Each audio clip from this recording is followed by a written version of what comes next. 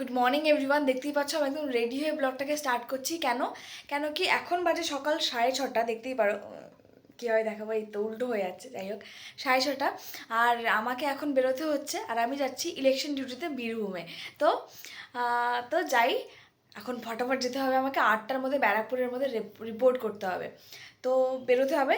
খুব তাড়াহুড়োতে আছি। এখনই আমি র্যাপিডো বুক করলাম, তো র্যাপিডো আসবে 4-5 মিনিটে, তো আমি জাস্ট বেরিয়ে যাব। তো থানা থেকে একটা গাড়ি দেওয়া হয়, যেটাতে করে আমরা কিন্তু ব্যারাকপুরে পৌঁছে গিয়েছিলাম।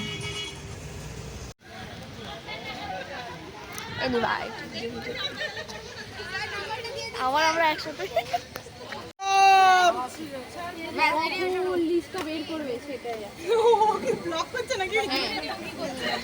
তো এখানে এসে দেখি প্রত্যেকের জন্য এক একটা এরকম ওষুধের প্যাকেট রাখা ছিল, যেটা আমার মনে হয় খুবই ভালো উদ্যোগ।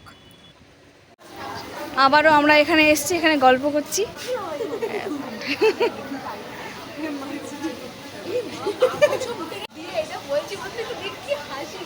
গল্প গল্প আর গল্প, এখানে আসলে গল্প শেষ হয় না।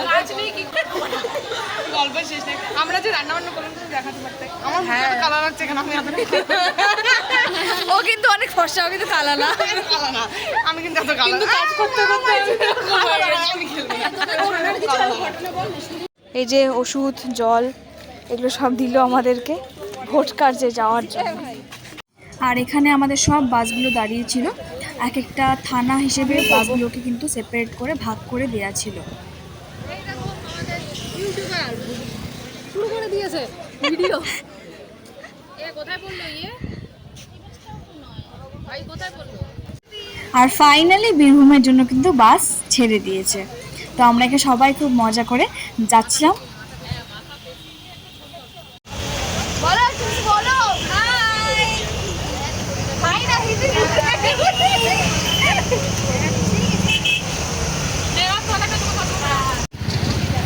আজকের ওয়েদারটা জাস্ট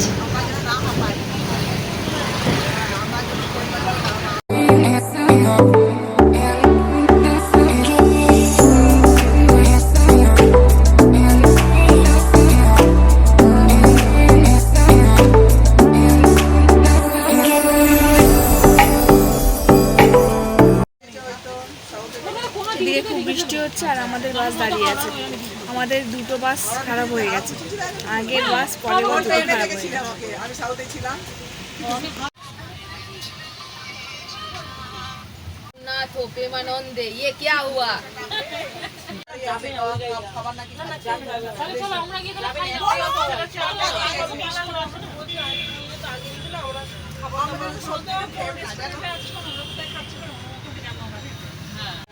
দেড়টায় আমাদের গাড়ি ছেড়েছে ব্যারাকপুর থেকে, আর খড়দায় এসে আমাদের গাড়ি খারাপ হয়ে যায়। আর এখন পর্যন্ত 5টা বাজে এই ক্লিপটা পর্যন্ত, তখন আমাদের গাড়ি কিন্তু ঠিক হয়নি, আর সবার টায়ার্ড অবস্থা, সবাই কার্ভ নিতে পারছে না। আর 4-4.5 ঘন্টা ধরে আমরা দাঁড়িয়ে আছি এখানে, আমাদের গাড়ি খারাপ।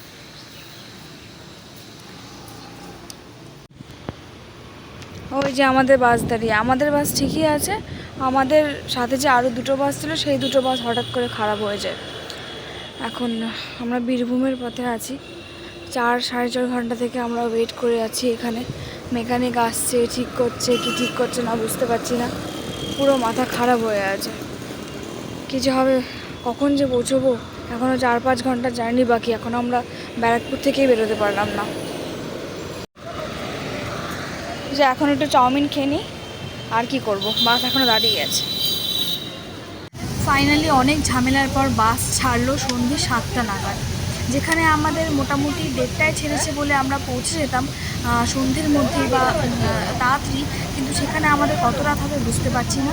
আর এত টায়ার্ড হয়ে গেছিলাম সবাই, এত মাথা ব্যথা করছিল যে কিছু বলার ছিল না এরকম একটা জার্নিতে। আর কি বলবো, কিছু বলার নেই, যা হবার তা তো হবেই, আর কিছু করার নেই আমাদের হাতে। আর এখানে আমরা রাস্তায় একটু ব্রেক নিয়ে নিয়েছিলাম, আর রাতে ডিনারটাও কিন্তু সবাই সেরে ফেলছিলাম, তো সেই জন্যই আমরা এখানে দাঁড়িয়েছিলাম শক্তিগড়ে, বর্ধমানে শক্তিগড়।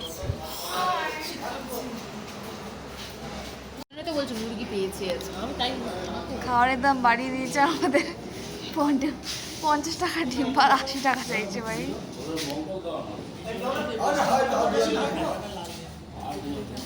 মুখ ধোয়া, হাত ধোয়া, পা ধোয়া, ধর পেছনে ঠিক। আর কি ঠান্ডা বাপরে।